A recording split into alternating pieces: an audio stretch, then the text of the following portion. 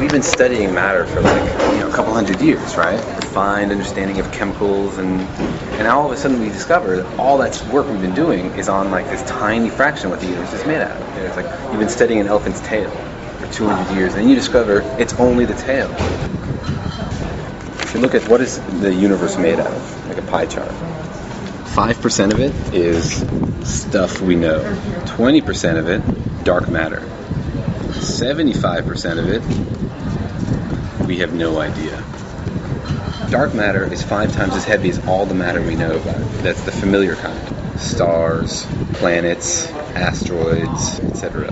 There's these huge, massive blobs of stuff out there. It's huge. It's everywhere. We just can't really interact with it very much. There's 4 major ways that things interact. There's gravity. If you have any mass at all, things get attracted. There's electromagnetism, which is, 2 charges repel each other. And that's the major force that you actually feel. If I press down on this table, the reason the table doesn't get crushed or pushes back is that the molecules inside the table are holding tight on each other electrically. There's another force called the weak nuclear force. It's like electrostatic forces, but it's much, much weaker. And then there's a 4th force, which is called strong interactions. It's inside the nucleus. It's what binds the nucleus together. All of these things are just descriptive. We don't understand why any of these things happen. This is just like a summary of the things we've seen. It's like botany. Here's what we've observed. And so far, we can explain every experiment in terms of these 4 kinds of interactions. Dark matter has mass, but does not have electrostatic interactions, which is why we can't see it. It doesn't reflect light or give off light. For a while, people thought maybe dark matter was just a lot of neutrinos. But it'd have to be an enormous number of neutrinos, like a ridiculous number of neutrinos. There's 2 classes of ways that we have evidence for it. One way you see dark matter is things don't spin the way they should if there's only normal matter. There's obviously big clumps of normal matter. There's another one that's really cool too. It's called strong lensing. Let's say you're looking out this way and you see a galaxy. If there is a big chunk of mass in the middle between you and that galaxy, then the galaxy's light can come around one way and sort of be bent into your eye, and it can also come around the other way and be bent into your eye. So you can see a galaxy that you seem to see in 2 different directions, but the way it looks, its shape and colors and everything, are so similar that you're pretty sure it's not 2 independent galaxies. It's actually the same galaxy, just you're seeing it in 2 ways. Gravity is the biggest way that we've seen dark matter because we know it feels it, right? That's why we call it matter. It's dark matter because we know it has stuff to it. It's like one of the only things we know about it. We've also seen sort of more direct evidence for dark matter, which is we saw 2 galaxies collide, actually the result of their collision. And we can see these galaxies each had normal matter and dark matter, and then they collided.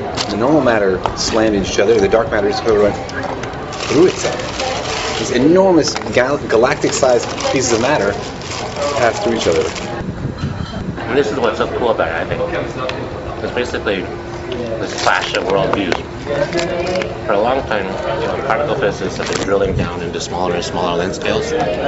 So as you have the atom, then you drill down, you found the nucleus. Then you drill down, you found quarks and stuff like that. And that's been going on in its own very successful way. And then, completely separate, you have people looking farther and farther out. So first you look and you see the solar system. Then you go out and you see the galaxies, and you see extragalactic stuff. We're just one galaxy in the whole universe.